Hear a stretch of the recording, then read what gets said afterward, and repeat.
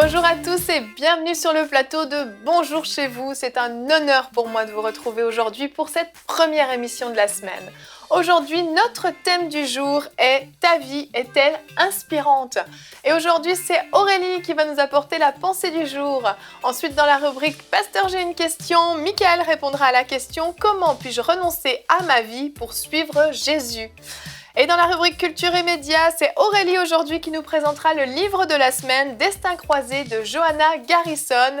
Et dans la rubrique Témoignages, elle nous partagera le témoignage d'une femme qui a été libérée du rejet en regardant une émission sur EMCI TV. Voilà, vous connaissez le programme, je vais retrouver les chroniqueurs.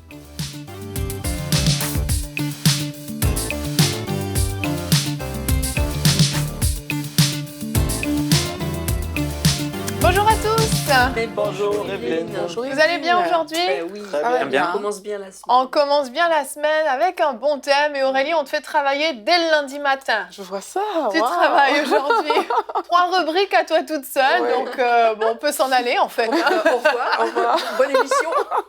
Aurélie, aujourd'hui, c'est toi qui remplaceras Nadine dans la rubrique Culture et Médias. Nadine qui reviendra, comme je vous l'ai dit la semaine dernière, dans quelques semaines. Vous pouvez continuer à prier pour elle. Ça ne lui fera en tout cas pas de mal, c'est certain. Aujourd'hui, donc, notre thème du jour est « Ta vie est-elle inspirante ?» Et je pense que tous, on a le désir que notre vie soit inspirante, qu'elle compte, qu'elle fasse la différence. Et puis, on va en parler avec toi, Aurélie, dans la pensée du jour.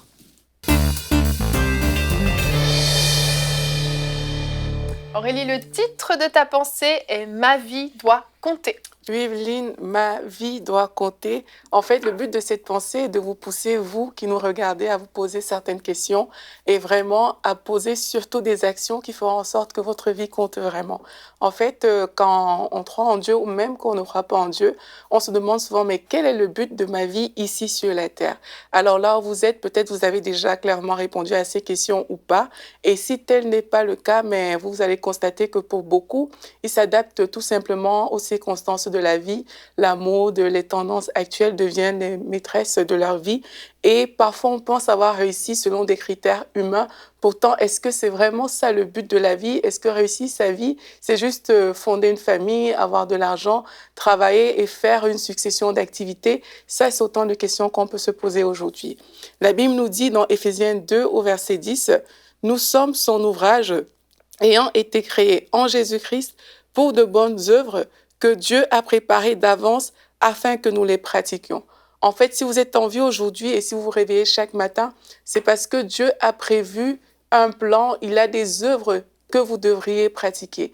Et il serait dommage de vous réveiller un matin et de constater tout simplement que vous n'avez rien fait de votre vie. Et il serait aussi dommage de penser que vous êtes trop jeune pour pouvoir vous mettre en action pour accomplir les plans de Dieu. C'est vraiment un piège de l'ennemi que de vous laisser penser que non, j'ai encore du temps dans la vie, j'ai encore des années devant moi. C'est un piège. Il faut en sortir parce que pour tous les jours de notre vie, Dieu a un plan.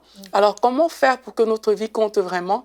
Il y a 3 domaines ici que je vais partager avec vous. Et le premier, c'est quoi? C'est que votre vie doit compter, mais elle doit compter pour Dieu. Il est important ici de se poser des bonnes questions. La Bible nous dit dans Ésaïe 49 au verset 5, « Maintenant l'Éternel parle, lui qui m'a formé dès ma naissance pour être son serviteur, pour ramener à lui Jacob et Israël encore dispersés, car je suis honoré aux yeux de l'Éternel et mon Dieu est ma force. » Cette parole s'adresse aussi à vous aujourd'hui. Lui qui m'a formé dès ma naissance pour être son serviteur. Nous sommes formés pour être des serviteurs de Dieu. Nous sommes sauvés pour amener les personnes qui sont perdues tout simplement au Seigneur. Mais comment ferons-nous si nous-mêmes nous sommes perdus? Comment ferons-nous si nous-mêmes on est égarés? En fait, on ne peut pas le faire. Donc la première étape, c'est de donner sa vie à Jésus-Christ. Et lorsque vous donnez votre vie à Jésus-Christ, maintenant vous pouvez aussi faire comme Jésus a fait, aller chercher les perdus, aller chercher les personnes et leur proclamer ce message de la parole, leur parler de ce Seigneur Jésus. Vous savez, sur son passage sur la terre, quand Jésus est venu, il a dit « Repentez-vous, car le royaume de Dieu est là ». Et avant de partir, il a dit « Allez, faites de toutes les nations des disciples ». Il nous a laissé un mandat divin. Et si nous voulons que nos vies comptent vraiment aujourd'hui, il serait important pour nous de donner cette joie au Père et d'aller vraiment chercher les âmes perdues. Notre vie doit également compter dans notre église locale. La Bible nous dit dans Acte 2 au verset 42, en parlant des apôtres, « Ils persévéraient dans l'enseignement, dans la communion fraternelle, dans la fraction du pain et dans les prières. Il se faisait beaucoup de prodiges, de miracles par les apôtres. Tous ceux qui croyaient étaient dans le même lieu et ils avaient tout en commun. Ils étaient chaque jour tous ensemble, assidus au temple, et ils rompaient le pain dans les maisons et prenaient leur nourriture avec joie et simplicité de cœur, louant Dieu et trouvant grâce auprès de tout le peuple. Et le Seigneur ajoutait chaque jour à l'Église ceux qui étaient sauvés. » En fait, dans ce verset, on voit comment les apôtres ont mis tout en commun. On voit comment ils priaient ensemble, on voit comment ils louaient le Seigneur ensemble. Et le résultat, c'est que le Seigneur ajoutait chaque jour à l'Église ceux qui étaient sauvés. En fait, leur vie a compté. Leur vie a compté dans leur église locale qu'ils ont créée. Leur vie a compté aussi pour l'église, pour le corps de Christ. Et c'est ce que nous sommes appelés à faire aujourd'hui. Est-ce que nos vies comptent vraiment dans l'environnement dans lequel nous sommes? Il serait dommage, par exemple, pour vous de dire « mais je vais vivre ma foi chrétienne tout seul à la maison », alors que vous pouvez aller dans une église locale où vous pouvez répondre à certaines personnes. Les apôtres, ils avaient mis des choses en commun. Vos dons peuvent compter dans votre église locale. Les projets que Dieu a mis sur votre cœur peuvent compter dans votre église locale. Peut-être vous avez des frères, vous avez des sœurs qui vous entourent dans cette église-là, à qui vous pouvez apporter des solutions concrètes dans la vie. C'est comme ça qu'on fait pour que notre vie compte. Peut-être vous travaillez dans une entreprise et vous vous rendez compte qu'il y a des offres d'emploi. Et là, vous allez dire à votre frère de l'église, à votre sœur de l'église, mais viens voir, quand l'église grandit, mais ça veut dire, c'est une nation qui grandit, c'est le royaume de Dieu qui grandit. Et un dernier point, c'est que notre vie doit compter dans notre environnement. Paul pouvait dire à Timothée, dans 1 Timothée 4, verset 12, que personne ne méprise ta jeunesse, mais sois un modèle pour des fidèles en parole, en conduite, en charité, en foi et en pureté. Ne soyons pas des gens vraiment dont la vie ne fait rien dans la vie des autres. Ne soyons pas des personnes qui n'apportent aucune lumière, alors que le Seigneur nous a dit que nous sommes les lumières de ce monde. Mais lorsqu'on regarde notre attitude, lorsqu'on nous regarde, il faut qu'on soit des agents de paix, des agents de joie, des agents qui véhiculent tout simplement l'amour de Jésus-Christ. Et la Bible dit, pour conclure, que sert-il à un homme de gagner l'univers s'il doit-il perdre son âme? Que vous servirait-il aujourd'hui de vous réveiller chaque jour, de faire toutes vos activités, si à la fin de votre vie, on remettait vos activités dans une perspective éternelle? Qu'est-ce qui resterait de ces activités-là? Ouais. Que vous servirait-il de gagner tout l'univers si, à la fin de votre vie, il n'y avait rien qui comptait vraiment et qui restait vraiment? Aujourd'hui, engageons-nous et que notre vie compte vraiment. Amen. Merci beaucoup, Aurélie. On pense souvent que les vies extraordinaires sont réservées aux ministères, à ceux qui sont appelés à servir Dieu à temps plein, à des pasteurs, des évangélistes, des missionnaires, des enseignants, peu importe, des apôtres. Et en fait, on se dit, moi, je suis juste un chrétien ordinaire, donc je vais mener une vie chrétienne assez ordinaire. Et puis, finalement, on réalise petit à petit que notre vie ressemble vraiment à nos voisins de gauche et de droite qui ne connaissent peut-être même pas le Seigneur. On va au travail tous les matins à la même heure, on fait les mêmes choses. Notre différence finalement, c'est juste que le dimanche matin, on se réveille plus tôt pour aller à l'église au lieu de faire la grasse matinée. Donc finalement, ça change pas grand-chose. Mais la vie chrétienne, c'est quelque chose qui doit être différent d'une vie normale. On peut plus mener une vie comme les autres. Et là, je parle pas simplement du péché, je parle du poids de notre vie, de l'importance de notre vie, de ce qu'on va faire sur cette terre. On sait qu'on est des voyageurs sur cette terre. On n'est pas d'ici. Et puis, on aurait pu monter directement au ciel lorsqu'on a rencontré le Seigneur, lorsqu'on lui a donné toute notre vie. Mais finalement, on est resté sur cette terre. Pourquoi ? Pour porter du fruit, pour que notre vie influence les autres, pour que notre vie amène une différence sur cette terre, qu'on soit le sel sur cette terre, qu'on apporte une saveur spéciale sur cette terre. Et notre verset du jour, qui aujourd'hui est dans 1 Jean 2 au verset 6, nous dit que celui qui prétend qu'il demeure en Christ doit aussi vivre comme le Christ lui-même a vécu. Là, ça donne un bon barème de la vie qu'on est supposé mener en tant qu'enfant de Dieu. Mais ça, c'est le modèle par excellence. Et puis, qu'est-ce qui est arrivé au fil des années? C'est que les gens ont eu des modèles. C'est bien d'avoir des modèles autour de nous, parce que la parole en parle, d'être un modèle pour les gens autour de nous, pour les jeunes et tout. Mais le parfait modèle suprême, c'est Jésus. Oui. Puis ce modèle-là a été déformé au cours des années, autant par des hommes de Dieu qui n'ont pas marché comme Jésus a marché, qui n'ont pas accompli les choses. Quand tu regardes Jésus, c'est le modèle qu'on est supposé être ici sur la terre. Oui. En toutes choses. Il n'y a pas d'excuses, il n'y a pas de ci ou ça, ou bien c'est Jésus. Non, non, tu es appelé à faire les mêmes choses. Il a dit qu'on allait faire les mêmes choses que lui, et ça, c'est notre Même modèle. plus encore. Des choses extraordinaires, guérir des malades, chasser des démons, toutes ces choses-là, ça fait partie d'une vie normale pour un enfant de Dieu. Et ça, pour moi, c'est inspirant. Moi, de qui je m'inspire de plus dans ma vie, ben, je regarde à Jésus. Et le thème, c'est est-ce que ta vie est inspirante? Ben, de qui tu t'inspires pour être inspirant, en fait? Ouais. Mais tu dois t'inspirer de Jésus, le parfait modèle, qui n'a jamais été déformé, qui a eu du succès en toutes choses, qui nous démontre une parfaite théologie. Jésus, ce qu'il a vécu, c'est ça qu'on est supposé vivre. Exactement. Et ça, c'est tellement puissant. Et ça doit rester et ça doit être le modèle de chaque personne qui veut le suivre. C'est lui, il est le parfait maître. Les pasteurs dans nos églises vont être des bons modèles pour nous dans certaines choses, mais Jésus reste le modèle par excellence. Amen. On est souvent, on a réduit le fait d'être chrétien à une étiquette. On s'est comme identifié chrétien. Ça fait partie de notre identité, mais c'est beaucoup plus. Parce que ce verset-là qui est toujours à l'écran, et il est très très clair. Hein. On doit vivre comme Christ lui-même a vécu. Et le règne de Dieu, on parle souvent du royaume de Dieu. Mais c'est qui le royaume de Dieu? C'est nous. C'est par nous qu'il règne. On est le bras étendu sur la terre. C'est par nous qui va faire du bien aux pauvres. C'est par nous qui va apporter une consolation aux malheureux. C'est pas par le vent dans les feuilles, hein, c'est par nous. C'est vrai. Et on n'est pas une étiquette, c'est pas une étiquette d'être chrétien, c'est une réalité de vie. On est comme des vecteurs, hein, on est des, je sais pas comment on peut dire autrement, comme des canaux, des tuyaux. On va dire on est des tuyaux. C'est comme ça qu'on l'explique. On est des tuyaux. C'est ça. Et si on est un vrai chrétien, on doit être le tuyau par lequel Jésus va pouvoir se répandre et puis illuminer. On est censé être des lumières dans ce monde. Mais il y en a beaucoup qui brillent pas beaucoup. Il y en a beaucoup qui... C'est des petites lucioles très, très, très, très faibles. Et si on veut vraiment vivre comme Christ a vécu, ben là, on va faire les œuvres que notre Père a fait. Et oui, on est appelé à faire les mêmes œuvres, comme tu disais. Puis je crois que la grosse majorité, on en est très, très loin. Anne parlait du royaume de Dieu. Tu disais, oui, on est dans le royaume de Dieu, mais qu'est-ce qui fait un royaume si ce n'est son roi? Là où il y a un royaume, il y a un roi, et le roi a des sujets, et les sujets d'un royaume vivent pour le roi. Le roi a droit de vie et de mort sur ses sujets, les biens des sujets appartiennent au roi. Le roi est au centre du royaume, et on est effectivement dans le royaume de Dieu. Et notre vie, en fait, doit être une vie vécue pour le roi. On doit appartenir au roi, on doit vivre pour le roi. Anne, tu parlais du royaume de Dieu, et effectivement, on est dans un royaume. Et qu'est-ce qu'un royaume? Un royaume, c'est là où il y a un roi. Sans roi, le royaume n'existe pas. Il y a un roi et il y a les sujets du roi. Et ce qui est important de voir, que Dieu a voulu un royaume, et Jésus-Christ est le roi de ce royaume.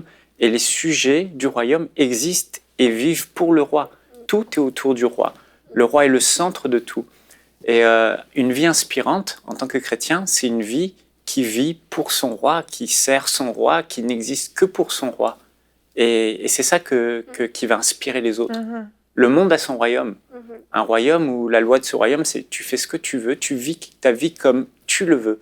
Le royaume de Dieu a sa loi. Tu ne fais plus ce que tu veux, mais tu fais la volonté de ton roi, du Seigneur Jésus-Christ. Et Paul, il avait compris ça. Et Paul, c'était un homme intelligent, l'apôtre Paul. Il avait tout un tas de choses qu'il pourrait faire pour lui-même. Il était un bon marchand, etc. Mais il a dit, j'ai découvert le roi Jésus et je considère toute chose autour de moi comme de la boue afin de gagner Christ. Ouais. Et le véritable succès, la véritable inspiration, c'est d'avoir une vie centrée sur Jésus. Ce que je veux, c'est Jésus. Ce que je désire plus que tout, c'est faire la volonté de mon roi, c'est le servir. Alors, on n'a pas de couloir particulier. Chacun de nous, en fait, doit simplement faire ce que le roi Jésus lui demande de faire. Si le roi demande de faire ceci, tu le fais. Si le roi demande de faire cela, tu le fais. Mais la véritable inspiration de nos vies, ce sera lorsque les autres nous regarderont vivre, non pas pour nous-mêmes, non pas pour notre propre succès, non pas pour nos propres intérêts, mais quand ils regarderont notre vie, ils diront « Mais il y a quelqu'un qui dirige sa vie, c'est le roi Jésus. Ouais. » Et ça, c'est inspirant pour les gens. Ils verront que toute notre vie consiste à faire la volonté de Jésus-Christ, à faire ce qui lui est agréable. Et ça va inspirer le monde entier. Ils vont se dire « Ah, mais nous, on vit pour nous, on vit pour le succès, on vit pour ça. Lui, il pourrait, mais non.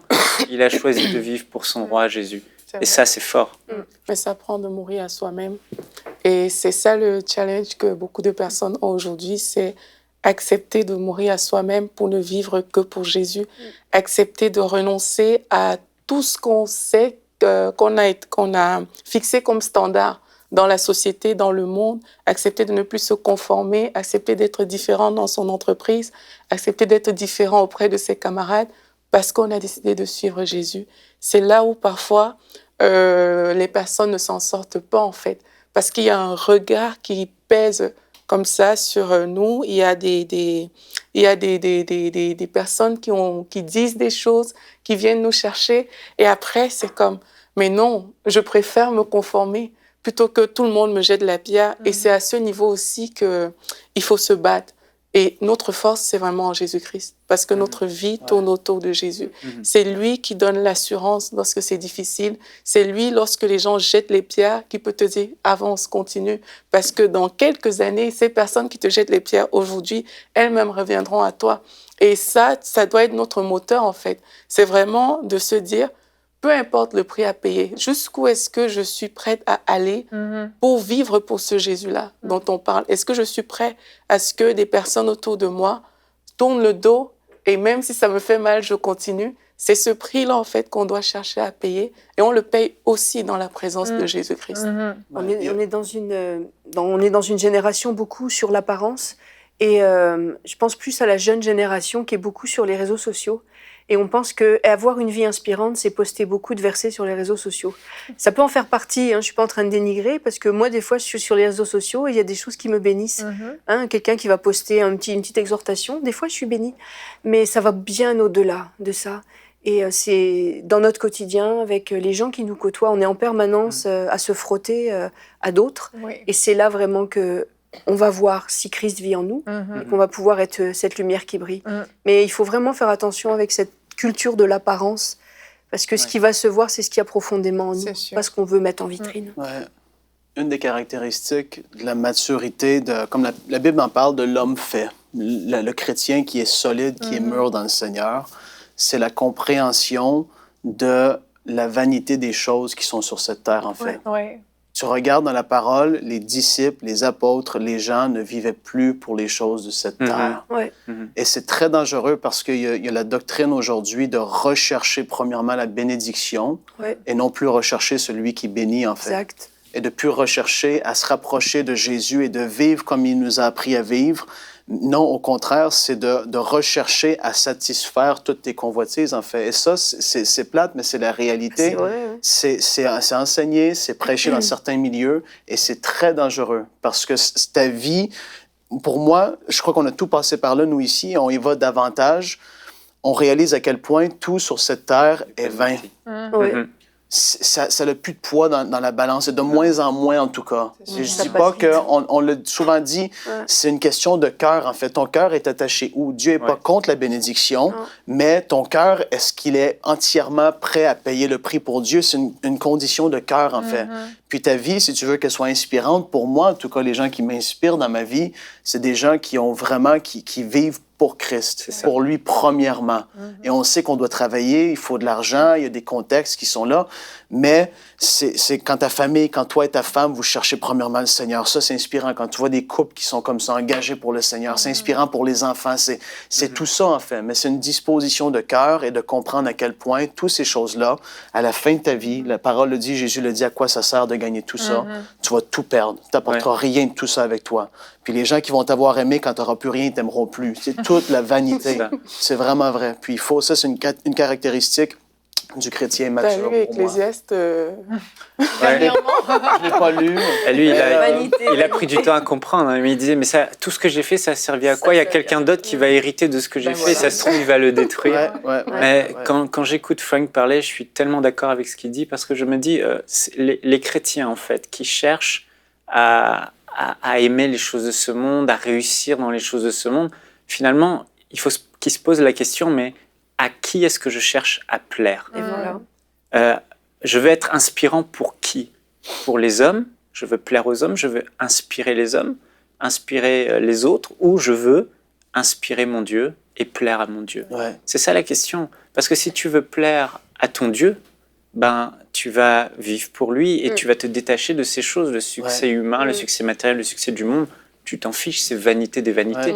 Mais si tu veux plaire aux hommes, bah oui, les hommes ne pensent pas comme Dieu pense. Pour eux, le succès et l'inspiration du monde, c'est une bonne entreprise, une grande maison, plusieurs maisons, une vie où tu fais que jouir des plaisirs de ce monde, des richesses de ce monde. Oh, waouh, c'est merveilleux tout ce que tu as accompli. Oh, waouh, c'est glorieux qui tu es. Oh, waouh, tu as de l'argent. Et Jésus-Christ, au ciel, il va dire vain, vanité, paille, feu, tout disparaît. Et qu'est-ce qui restera? Il restera que Jésus-Christ là-haut. Ni la famille, ni les maisons, ni tout ça. On sera juste face à Jésus. Et qu'est-ce que lui va penser de la vie que j'ai menée? Alors, la question qu'il faut se poser, c'est à qui je cherche à plaire. Exactement. Et peut-être même chaque jour se lever aussi en disant à Dieu, qu'est-ce que je peux faire pour toi aujourd'hui, pour faire ton plaisir? Justement, parce que c'est des questions qu'on ne se pose pas souvent. On se lève, on fait tout ce qu'on a à faire, mais on oublie complètement Dieu. Mais ça, c'est un bon exercice que si on pouvait se réveiller chaque matin et dire à Dieu, Seigneur, qu'est-ce que tu veux que je fasse pour toi aujourd'hui? Conduis-moi sur ce chemin-là dans ma journée. Et on va voir qu'il y a des choses qu'on n'avait pas planifiées qui vont rentrer dans notre agenda. Et on va voir que notre vie sera une bénédiction pour les personnes autour de nous aussi en faisant ça. C'est vrai. Et il y a des personnes qui nous écoutent qui se disent « Oh, mais comment ma vie peut être inspirante alors que je suis malade, alors que mes enfants ont tel problème, alors que tout s'écrit échec dans ma vie, j'ai pas de travail, j'ai pas d'argent, j'échoue dans tout ce que j'entreprends. » Je suis divorcée, même mon mari n'a plus voulu de moi, ma femme n'a plus voulu de moi, etc. On peut se poser cette question, mais en réalité, même dans toutes ces épreuves, dans toutes ces difficultés, notre vie peut être inspirante de par notre attitude, le cœur qui va rester attaché à Dieu. Malgré tous ces problèmes qu'on a, tous ces échecs qui sont écrits dans notre vie, on reste attaché à Dieu. On est fidèle à lui et on continue d'être utile pour les autres, de bénir les autres, de donner aux autres, de garder cette joie et cette paix à l'intérieur de notre cœur. Et que peu importe, Seigneur, ce qui va m'arriver, toute ma vie, je te servirai. Peu importe si tu m'exauces ou pas, peu importe si tu me bénis ou pas, toute ma vie, je te servirai. Et je crois que ça, c'est une des meilleures façons d'avoir une vie qui est inspirante et qui compte. Frank, tu voulais ajouter un petit quelque chose? Non, mais là, ça n'a plus rapport. Ça n'a plus rapport. J'ai tout cassé. Désolée, j'ai été obligée de répondre à un frère et une sœur qui criaient de l'autre côté de la télévision. Pas de problème, c'est bon. Alors, on va enchaîner avec le pasteur. J'ai une question. Michael, aujourd'hui, tu réponds à Mia du Sénégal qui a posé la question « Comment puis-je renoncer à ma vie pour suivre Jésus ?» On en a un petit peu parlé. C'est un joli prénom, ça, Mia. C'est un joli prénom, c'est vrai, Mia. Comment puis-je renoncer à ma vie pour suivre Jésus? Oui, on en a un petit peu parlé. Déjà, il faut savoir, pour ceux qui ont du mal à s'engager vraiment de tout leur cœur, à donner toute leur vie à Jésus, comme on en a parlé, il faut savoir que c'est parce que y a des choses que ces personnes veulent retenir. Et il y a certainement peut-être quelque chose que Mia veut garder dans son cœur, une chose qu'elle chérit, peut-être certains même, ce sont des péchés, peut-être des relations, des personnes. Et on sait que ces choses-là font qu'on ne peut pas être entièrement à Jésus, on ne peut pas faire de lui le Seigneur de notre vie, on ne peut pas s'engager pleinement. Et il faut savoir en fait qu'aux yeux de Jésus, il n'y a aucune chose qui ne peut passer avant lui, aucune chose qui soit plus digne que lui. Pourquoi? Parce que Jésus sait qui il est, et il est notre Créateur. Il est le roi, il est le Seigneur des seigneurs, le roi des rois.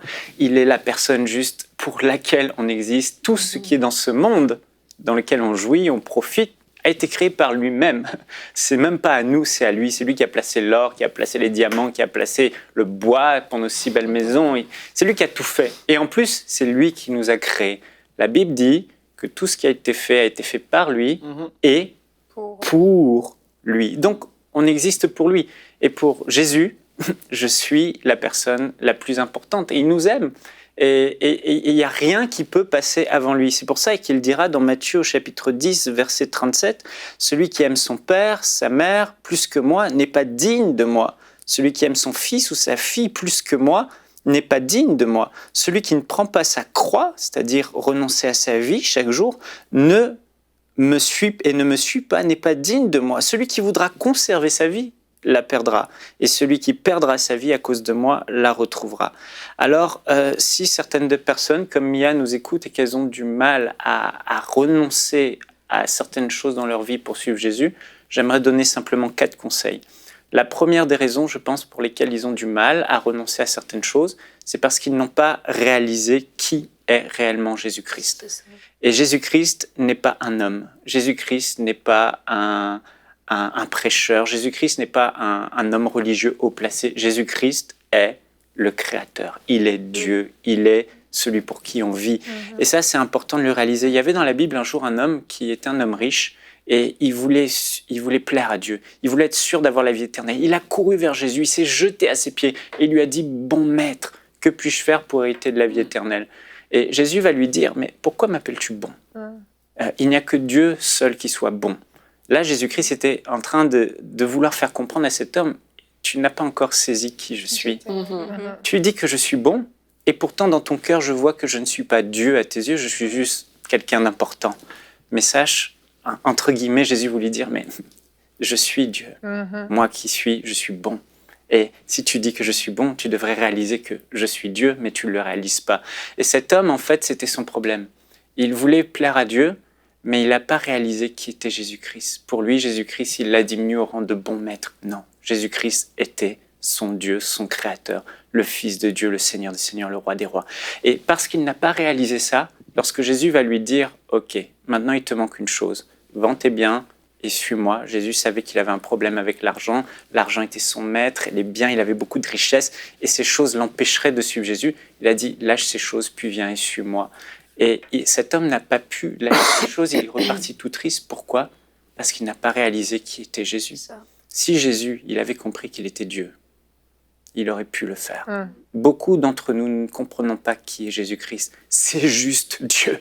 C'est juste notre Créateur. C'est juste celui pour qui on vit. C'est juste celui qui mérite tout. Et quand il nous demande de faire quelque chose, rien ne peut passer avant lui. Cet homme n'a pas réalisé qui était Jésus. Et tant qu'on ne réalise pas qu'il est celui pour qui nous devons exister, on ne peut pas vraiment se décider. C'est difficile de renoncer à des choses auxquelles on tient. La deuxième chose, rapidement, c'est que on doit réaliser. C'est parce qu'on n'aime pas assez Jésus-Christ. Quand tu aimes une personne, deux fiancés qui s'aiment, ils sont prêts à tout, sacrifier leur temps, leur argent, renoncer même à des passions par amour pour l'autre. Quand tu aimes vraiment de tout ton cœur. Et ceux qui ont du mal à renoncer à des choses pour suivre Jésus, c'est parce qu'ils n'aiment pas Jésus vraiment de tout leur cœur. Et pour aimer Jésus, il faut réaliser que pour aimer quelqu'un, il faut réaliser l'amour qu'a cette personne. Je crois que c'est l'apôtre Jean qui a dit « Nous l'aimons parce qu'il nous a aimés en premier ». Jésus-Christ nous a tellement aimés qu'il est mort à la croix pour nous. Il a versé son sang, il a donné sa vie en rançon pour nous racheter, pour qu'on puisse lui appartenir, pour nous sauver. Et quand on réalise l'œuvre de la croix, l'amour du sacrifice de Jésus qu'il a eu pour nous, on peut en retour, on ne peut que l'aimer. Il nous a tellement aimés au point de donner sa vie. Moi, je suis touché par ça et je l'aime en retour. Et peu importe ce que je dois sacrifier pour lui, je le ferai. La troisième chose, c'est qu'il n'y a pas d'autre option pour nous que de renoncer à notre vie pour suivre Jésus et renoncer à tout ce qui nous empêche de le suivre, parce que finalement, on va devoir en fait un jour comparaître devant Dieu, et seulement ceux qui auront fait de Jésus le Seigneur de leur vie, le Maître de leur vie, seront épargnés, sauvés et auront la vie éternelle. Donc c'est même pas une question de est-ce que je peux ou pas renoncer à ma vie pour suivre Jésus. Tu n'as pas de choix. Si tu veux vivre pour l'éternité au paradis, fais de Jésus le Seigneur et le Sauveur de ta vie. Et enfin, Jésus a dit une quatrième chose. Il a dit que pour encourager ceux qui ont du mal à renoncer à leur vie, il dit ne vous inquiétez pas, vous perdrez certainement des choses auxquelles vous tenez sur votre vie, vous ferez abstraction de certains plaisirs, vous renoncerez au péché, mais sachez une chose, si vous m'honorez sur cette terre, moi je vous honorerai là-haut et vous aurez des trésors dans le ciel. Nul n'aura quitté tout ça sans recevoir au centuple, etc. Voilà, donc 4 choses. Amen. Voilà, ça avait l'air une fin difficile pour toi. T'aurais voulu continuer. Hein. C'est le chrono. C'est le chrono. Hein. C'est le chrono. Merci beaucoup pour ta réponse, chérie. Si vous avez des questions à nous envoyer, vous pouvez nous écrire à pasteur@emcitv.com. On continue maintenant avec la rubrique Culture et Médias.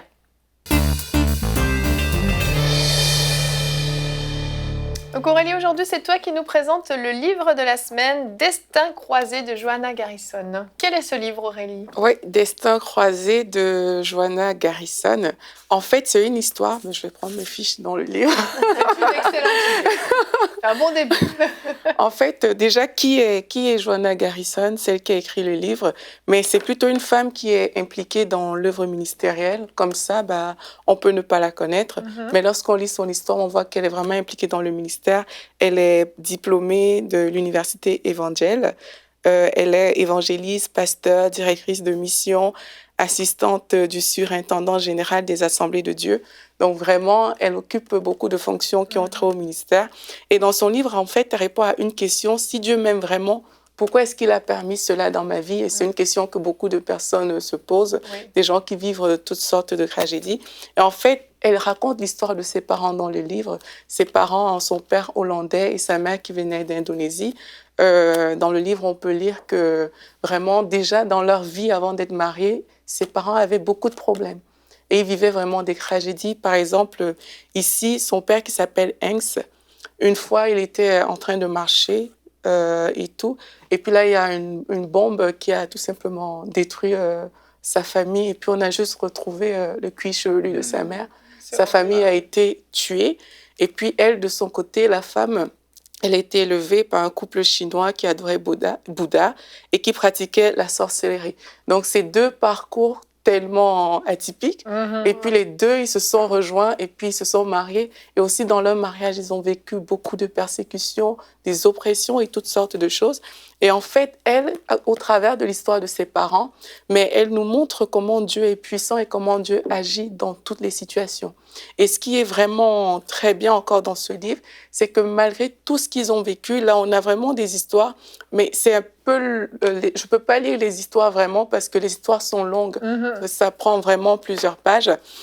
Et on a par exemple l'histoire du pied de son mari qui a été guéri miraculeusement alors qu'un jour il avait eu un accident et puis là il avait tout un plat et puis son pied a été guéri miraculeusement.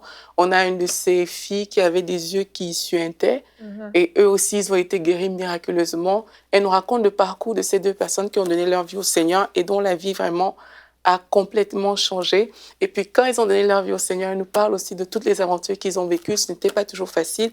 Et à la fin du livre, on voit juste que ces deux personnes simples, en fait, ont une vie tellement inspirante parce qu'il y a des générations derrière elles qui ont accepté le Seigneur et qui vivent pleinement leur foi en Jésus-Christ. Donc, c'est vraiment un livre que moi, je recommande à toutes les personnes déjà qui passent par des terribles épreuves, des personnes qui se posent la question de savoir pourquoi cette chose m'arrive alors que je suis chrétienne, alors que j'ai donné ma vie au Seigneur, et aussi tout simplement à tout le monde parce que ça booste vraiment notre foi. Et le livre est disponible sur ma boutique, sur emcboutique.com. Voilà, c'est ça. Ah, j'ai envie de le... Oui, il a l'air vraiment bien. Il a l'air bien. C'est clair. Merci beaucoup, Aurélie. On reste avec toi pour la rubrique témoignages.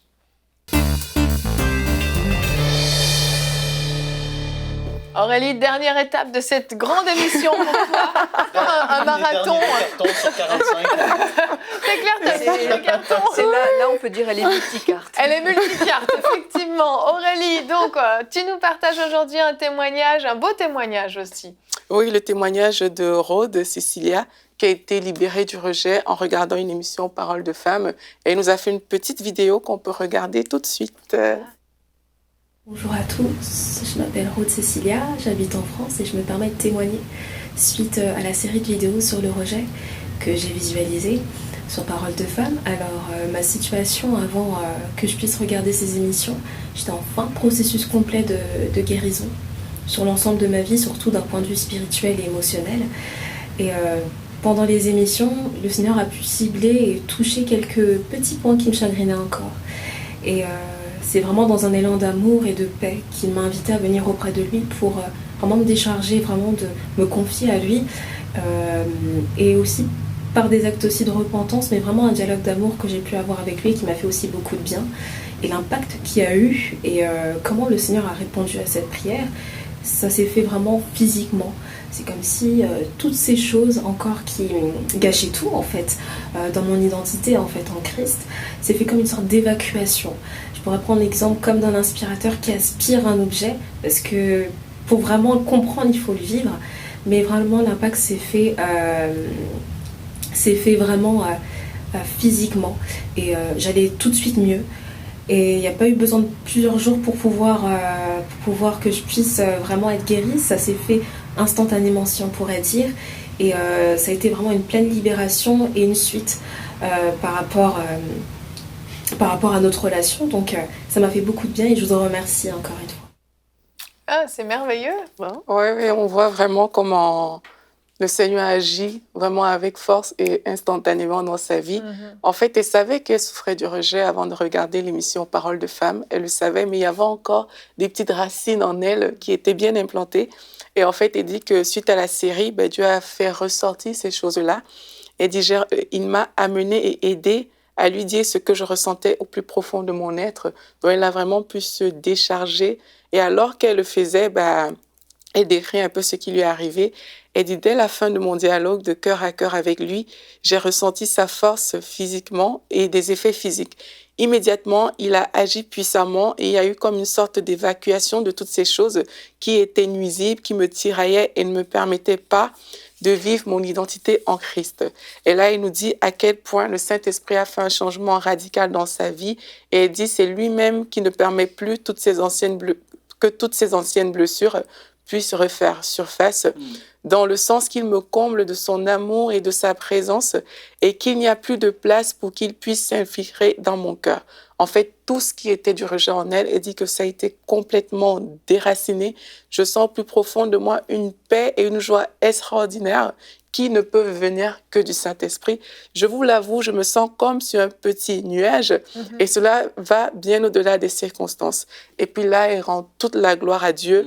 Et puis avec tout ce que le Seigneur a fait dans sa vie, elle bénit l'équipe Parole de Femme, elle bénit nos émissions. Et maintenant, elle est prête pour impacter, elle est prête pour que sa vie compte vraiment pour le Seigneur. Merveilleux, ça fait plaisir. Des témoignages comme ça, une jeune fille qui vit un moment comme ça fort dans sa vie, c'est tout le reste de sa vie qui est transformé finalement. Parce que ce boulet qu'elle traînait derrière elle, elle s'en est libérée. Et c'est super encourageant. Merci à vous tous. Merci Aurélie pour ce marathon. Le marathon des rubriques aujourd'hui. Allez, demain, tu vas être en congé, en place tranquille. Donc, vous l'aurez compris, l'importance d'avoir une vie inspirante, une vie qui compte. Et puis, vous pouvez vous aussi nous envoyer vos témoignages, comme l'a fait Rose Cécilia, à l'adresse témoignage@emcitv.com. Envoyez-nous ce que vous vivez en regardant les émissions sur EMCI TV, ce que cette chaîne a apporté dans votre vie. On sait que EMCI TV est diffusée de plus en plus largement. Messieurs, faites-moi la liste. Sur quoi est diffusée EMCI TV? Allez, on y va vite. Canal Plus Afrique. Eutelsat. Turkmenistan, Monacosat. Ouais. GoTV, Nouvelle-Calédonie. Etc. Et sur le web, partout. Une chose qui est, ça s'appelle Internet. C'est quoi ça? Donc on est diffusé vraiment de plus en plus largement, c'est merveilleux. Et puis nos vies bénissent de plus en plus de personnes et on espère que nos vies inspirent de plus en plus de personnes et que vous, ça vous encourage à avoir des vies aussi inspirantes qui vont bénir votre entourage, qui vont peut-être même transformer des vies par votre présence, parce que vous allez apporter auprès de vos frères, de vos sœurs, des incroyants autour de vous. Vous pouvez vraiment faire la différence. Vous n'avez pas besoin d'avoir un appel particulier sur votre vie. Votre vie peut faire la différence juste en vous levant le matin, comme l'a dit Aurélie, puis en demandant « Seigneur, quel est ton plan pour ma vie aujourd'hui? Comment je peux te plaire aujourd'hui? Comment ma vie peut compter aujourd'hui ?» Et puis vous allez voir, Dieu va aménager des circonstances autour de vous. Il attend juste qu'on se dispose pour pouvoir être une vie inspirante et bénissante pour les autres. Merci à vous tous de nous avoir suivis. On se retrouve demain. Notre thème sera comment être de bons parents. Et nous aurons la rubrique famille avec toi, Anne. Une très belle émission en perspective. Chers parents, ne manquez pas cette émission. Et chers parents en devenir ou même grands-parents, croyez-moi, vous allez être bénis quand même. Donc on se retrouve demain. Bonjour chez vous.